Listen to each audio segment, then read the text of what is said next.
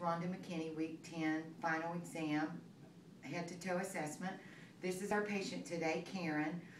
She's going to go through the process with us, so we will just get started. We're going to weigh Karen. Karen, if you'll just step up on the scale. Okay, let me write that down. All right, and I'll move this out of our way.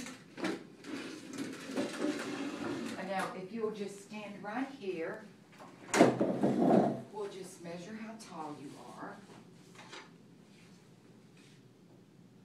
All right, you can step away, 5'5". Okay, if you'll have a seat here on the end of the table, please. Keep that open? Yes, we will. Okay, the first thing I'm going to notice about Karen is her skin. It is dry, warm, and intact. She has no lesions present. Her facial features are symmetric and bilaterally even. So I'm going to just feel your head, okay? You tell me if you experience any soreness. Sorry about messing up the hair. Looks cute. Yeah. Any soreness? No? Now, open and close your mouth. Any soreness when you do that here in your joint? No. All right. I'm going to ask you, if you would, just to remove your glasses for a moment. And I'm just going to lightly tap. And you tell me if you have any pain with that. No. No. Okay, good. Now I'm just going to feel your lymph nodes, okay? Going around the back. I don't feel any raised nodes.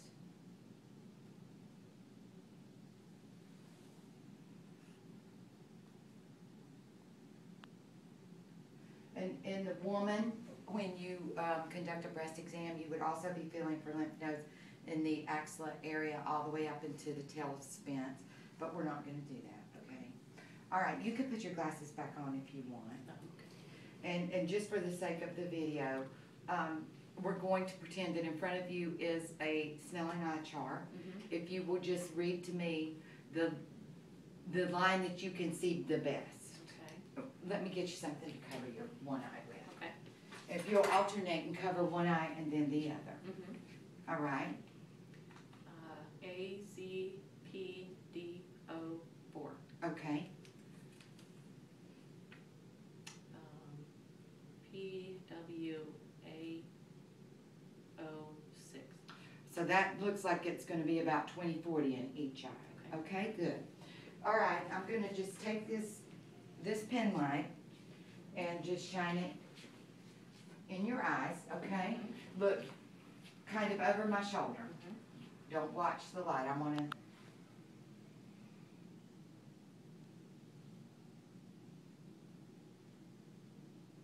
I'm going to shine it right in here in the middle of your forehead. And I see corneal light reflex. Her pupils dilated and constricted as the light moved away and came into her vision.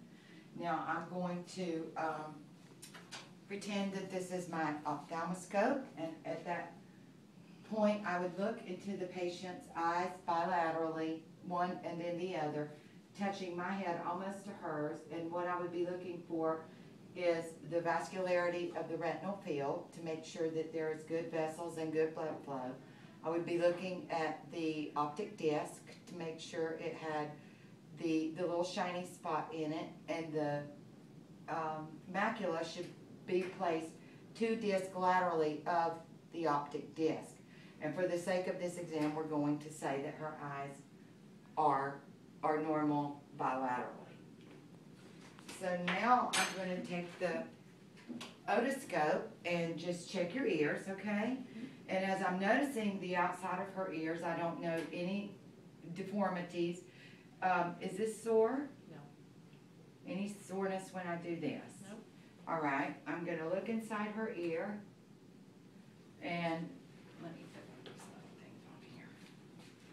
They probably won't stay, but we'll try it. Whoops, it just fell off. Her eardrum is gray, pearl gray, and shiny. I can see the other structures kind of through the eardrum. So I'm just going to have a look over here. Make sure again that there's no soreness, any discomfort, and quick glance in the ear.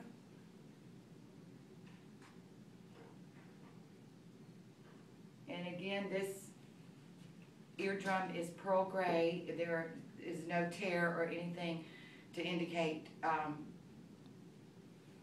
that she would have a problem with her eardrum, and her inner ear structures seem to be intact.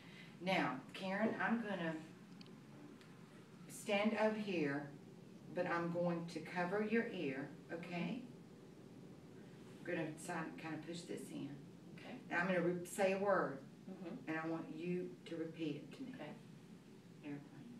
Airplane. Good. I'm going to do the same over here, okay? Car. Good. So she can hear also bilaterally. If I also would conduct the Weber and Rhine test using the tuning fork, I would tap it on my hand, cause it to vibrate, place it in the center of her skull. When you can hear, tell me if you can hear the sound in one ear, both ears, or not at all. Okay. Both ears. Both ears. So she has sound through bone conduction equally in both ears. Okay? I would tap it here, place it at the bone behind her ear.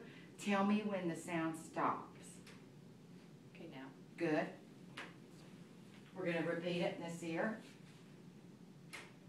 Okay, now. And that is sound with air conduction. And she can hear either way, which is a great thing. All right, now I'm just going to go behind you, and I'm going to palpate your thyroid. Okay? Now, hold this, because I'm going to ask you to take a sip in a minute. You remember this. We've done this together before. Okay, if you could just lean your head slightly forward and to the right. Okay. My other right. Your other right. Okay, now take a sip of the water.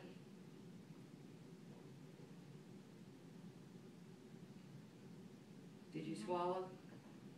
Okay, now let's do that same thing on the other side. Tilt your head the other way.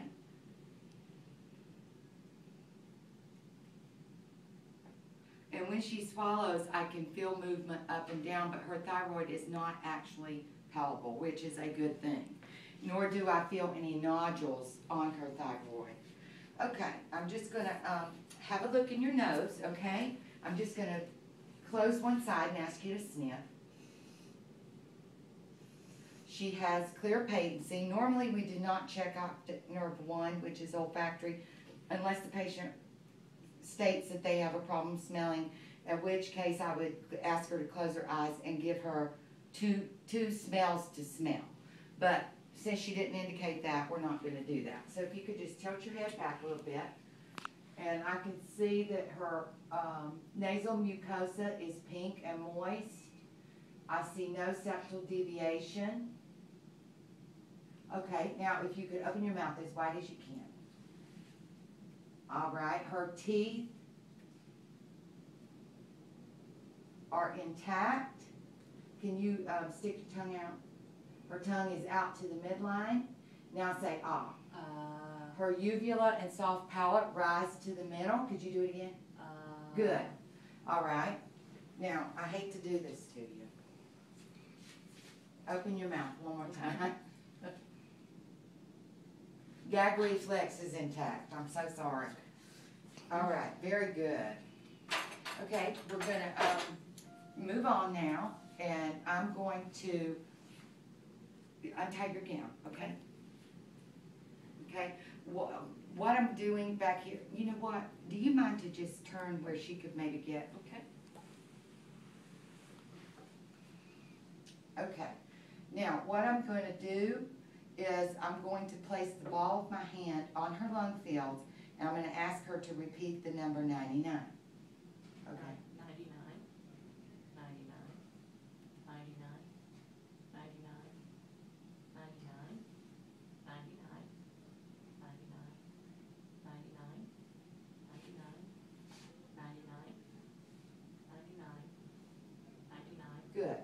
Now, I can feel vibration in all fields.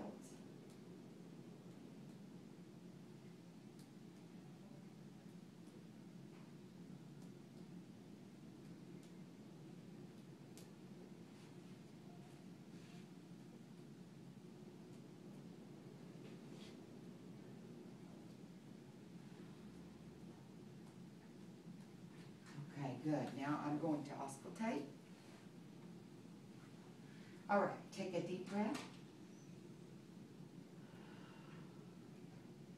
Again.